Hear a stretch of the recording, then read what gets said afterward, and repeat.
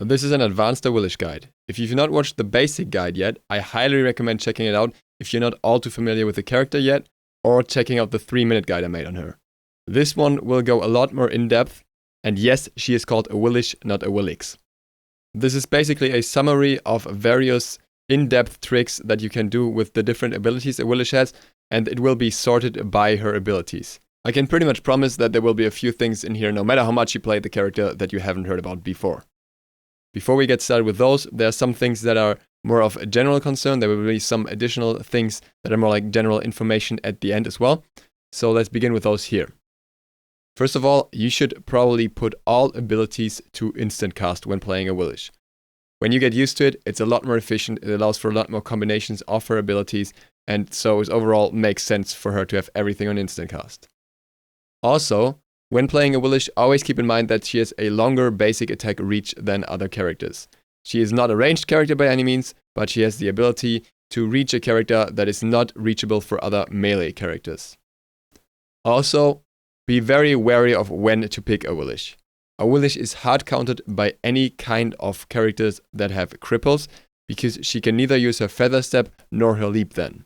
With those abilities gone, she's pretty much useless. So if you're playing against a comp that has Cripples, you have to avoid those heavily in order to succeed. So it's best to not even pick her in the first place, rather pick her into comps that have a lot of leaps or means of escape in general. Before we go on to the abilities, just making it clear here, the abilities that can simply be explained will not have additional footage. Those who need some showing will have footage in the background. Let's first talk about Summon Suku. Summon Suku is a very basic ability that allows you to move around the map, but you should know all that. What's important with Suku is that you can cancel it at any point, and you should. Using Suku to move somewhere, then cancel it, attack a target, and then step back onto Suku allows you to still have your escape and to move around the map faster. What you have to keep in mind is whenever you use the ability, it uses mana, so be sure that you can afford to use it that often. A trick that I didn't even know until recently is that Suku can be used to AA cancel.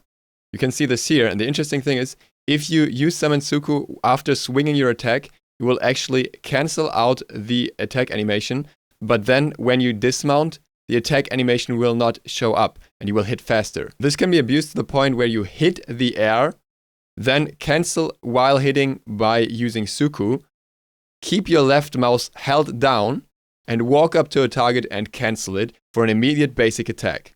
This is extremely strong as it can really increase your burst potential against the character, as you don't have to wait out the attack animation before hitting someone first. You have to keep in mind that if you want to do this, you have to hold down your basic attack, press Summon Suku, and then hold down the basic attack while riding around, not using the leap, but instead right-clicking to cancel, and you will immediately get that extra hit. Feather Step is one of the best abilities in the game, and you should probably know that at this point. You get that extra damage by using it properly, and also it gives you damage immunity frames. Be aware that these are not crowd control immunity frames. If you, for example, been hit by Kronos stun beforehand, it will still proc. An important part about Awilix that many beginners forget is how strong her passive is, and it gives her extra power. So ideally, you want to use Feather Step as early as possible, unless you have a reason to lock down an enemy and not do it. Simply because it will deal more damage that way. The trick to use this is by hitting the air first before hitting a target. This obviously doesn't make sense in a fighting scenario, but for jungle camps it can be helpful to have your passive up longer and for stronger basic attacks. This can especially be utilized when starting the first camp on the map. Moonlight Charge, if you're not using it to knock up, also has a great synergy with Feather Step. As Feather Step's range is actually longer than you would assume, by hitting a target with Moonlight Charge, it is marked for Feather Step. That way, you can then flip towards your target while being relatively far away. As long as the target is marked, you can actually just spam your Feather Step until you're close enough to close the distance to a target.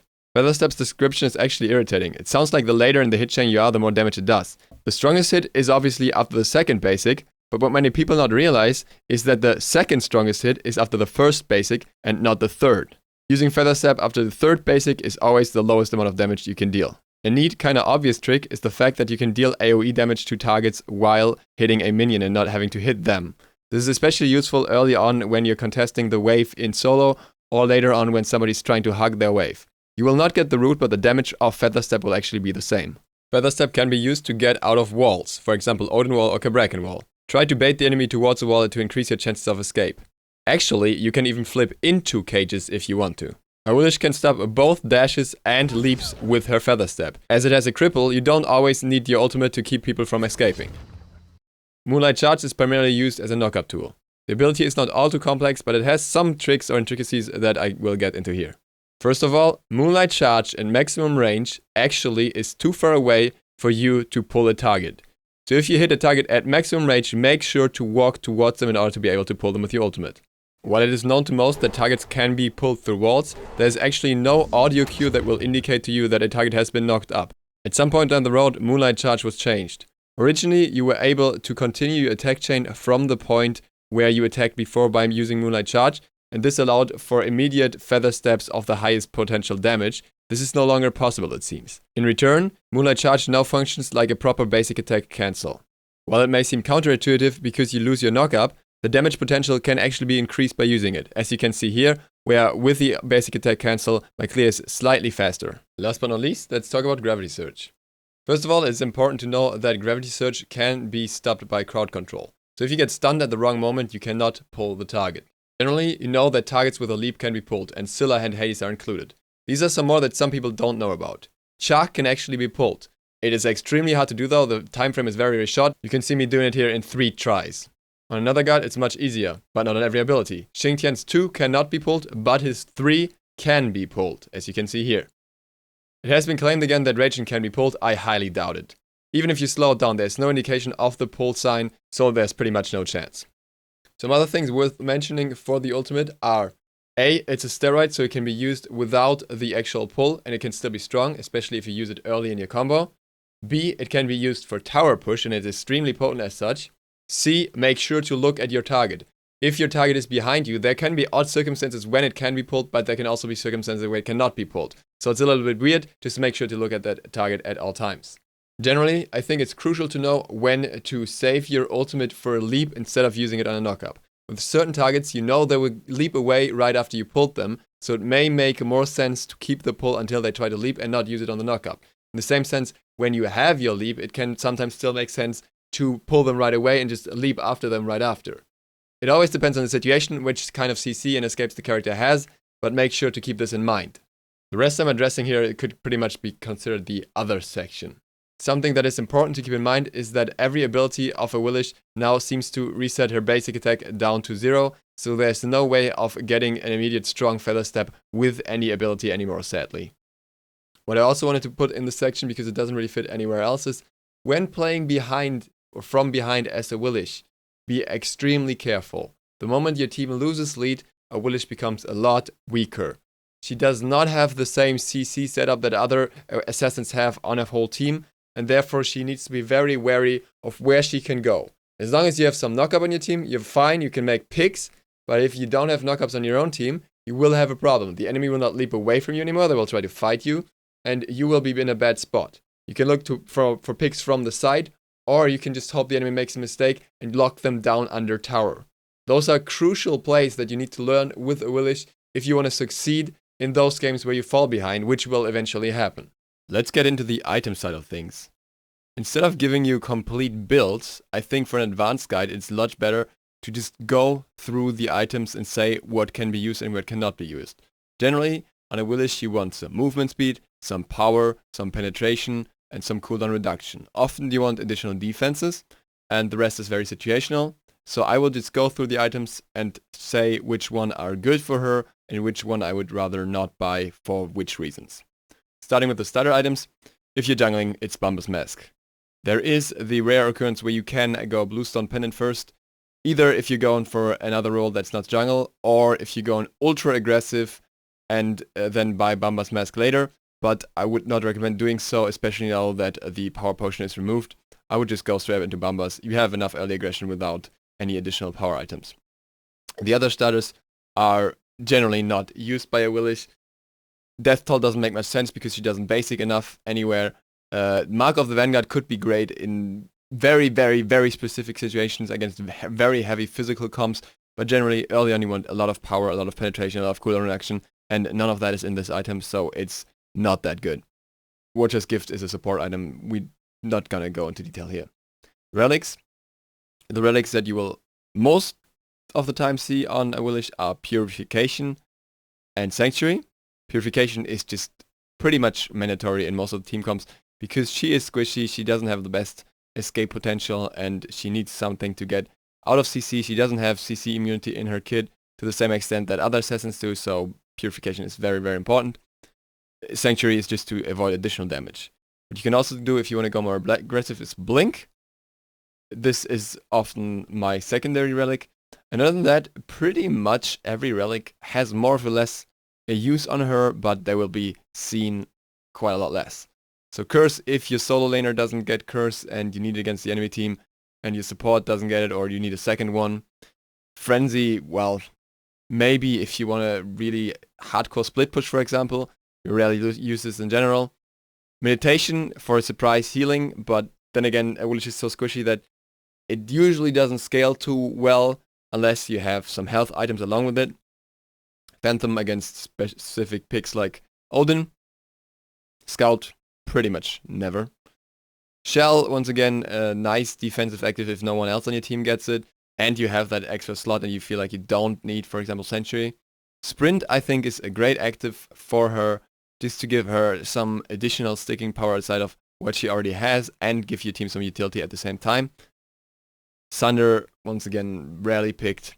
Teleport, very rarely picked unless your solo isn't getting it and you're against the split pushing comp. Thorns, very few scenarios where I would pick it up because you're usually not defensive enough. And Wrath can be picked, but I don't think she needs it. You can use it to aggress more in combination with Purification, and I have used it. It has insane invade potential with Awilix, but often there are just better choices for her. He's not as dependent on it as others. But then again, against certain guards, for example, against the Nemesis jungle, it's very, very strong. Moving on, we could go over to the boots first, just to get that behind us. We've got these options here, and pretty much 99% of the time it's going to be Warrior Tabi. You want that early physical power in order to help you with your passive and with your high scalings and all that. So Warrior Tabi is probably your best option. Ninja Tabi pretty much never. If you want attack speed, you get it in later items.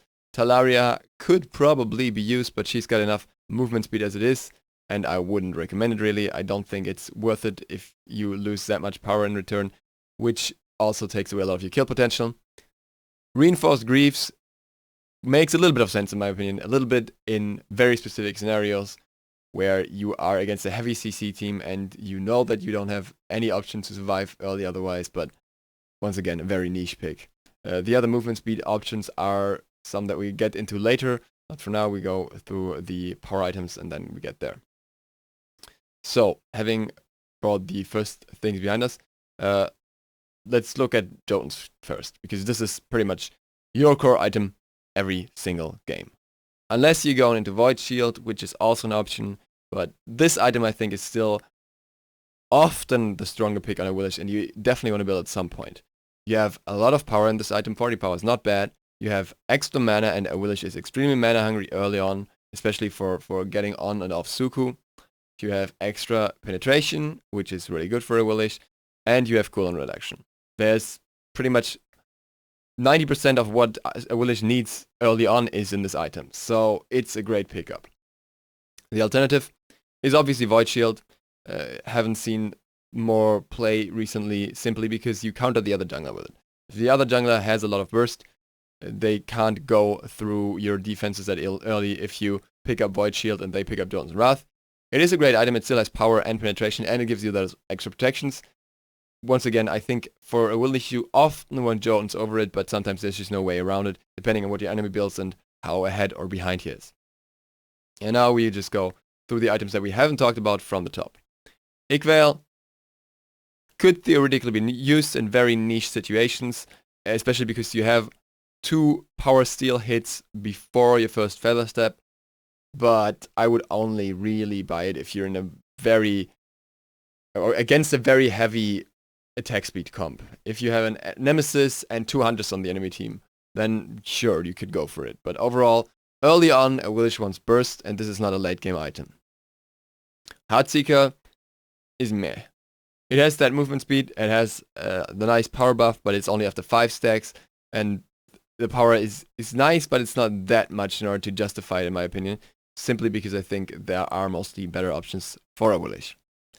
Shield of Regrowth doesn't really make sense because she doesn't really have heal in her kit. Ansa is a situational pick. I would buy this, for example, against an Ao Kuang or a Habois. I think it's a good item because it has power and cooldown reduction and magical protection, and the passive is really nice, but the scenarios where you will use it are very limited, simply because it has such a short range, and many mages will hit you from outside that range. And Awilix's means of getting towards an enemy are not the best, unless you're getting Blink, because the leap is relatively slow, and you don't always want to blow up the leap. The Force Gauntlet is something you could probably buy in Duel or something like that. It has that nice power and lifesteal, but when it comes to lifesteal, I think there are better options for her, and you don't want to stack in the jungle because it takes way too long. Titan's Bane. Titan's Bane is a nice option. We draw the direct comparison to Executioner here. Titan's Bane is great if you want to go for a full-on ability build. You just want to hit your abilities and hope that the enemy is dead right after without needing any additional basics. And you want to get the most out of that. Titan's Bane is your best friend. Titan's Bane is still built to this day. It is very decent on her. It's not a bad item by any means. It just depends on the build. If you go for something more attack speed focused though, then Executioner is definitely the better option. Even in builds with only power, I often go for Executioner just to get that little bit of attack speed in. You still have a defense or protection reduction of 24 after the first 2 hits. Also, it mixes much better with Void Shield because both is reduction, whereas Void Shield and Titan's Bane don't have the best synergy. So, once again, it has not all 3 stacks before you use your first Feather Step if you use it immediately. So it's not perfect, but it's still very good. It was better in Season 2 when it was still both percentage penetration or percentage reduction as well as flat reduction, but it was also OP back then, so that is not really a point of comparison. Hydra's Lament, much debated item for Awilix. It actually has good stats for her. It has the power, it has the cooldown reduction. My pet peeve with this item is that it just doesn't offer enough for the price. John's Wrath is insignificantly more expensive if you look at the bigger picture of things, and it has more power, it has extra mana, it has penetration, it has more cooldown reduction, whereas this just gives you that extra basic attack damage. This is not bad, and you can blow people up with this, especially if you combine it with John's Wrath. You get your cooldown reduction really early, and you can hit heavy, like right after your Feather Step, right after your Moonlight Charge, right after your ultimate. It can be very scary. I think this item is not bad by any means. I just don't favor it on Awilix personally, because I often feel like you need either more penetration at that point, or more defenses, or something else that is just more important at that very stage of the game. Runic Shield. Runic Shield is an okay item. I think I wouldn't buy it on Awilix very often. I think Endstyle is the better choice here in terms of stats for Awilix. It's cheaper as well. It has more magical protection. It has more, well, like same power. It has the additional cooldown reduction, and it has a passive that benefits Awilix personally more. This passive is very nice against certain guards, like Kronos, Freya, but I think it's more something that your warrior should get instead of you. If he doesn't, then sure. Masamune. Masamune is actually pretty good now. Masamune is, due to the buffs, still a little bit weaker than Kins overall in terms of DPS, but it has significant burst, and Awilix scales well with power. I am actually not 100% sure how the passive interacts with Awilix's power, because her passive kind of applies beforehand, and you don't actually get the power of this item on your character, but against the other character. So it wouldn't really factor in, I think. So it wouldn't really get the additional scalings, but I'm not 100% sure. I might be wrong here. Either way, it's a great item, even if it doesn't scale ideally, simply because it gives you more ability burst for an ability-focused character against tanky targets, where usually the ones that are strongest against your damage. And at the same time, you get movement speed on top of that, so I think Masamune is great for her. In order to prevent my video editor from crashing every time I try to upload this video, I will have to make a cut here. I will continue this video tomorrow and upload the rest of it, where you will see the rest of the build items for Awilix. This video will be linked right here at the moment it's up, so if you're watching this video later, you will see it here right away. With that, thank you guys for watching. New videos daily. I hope to see you next time. Duke Sloth, out.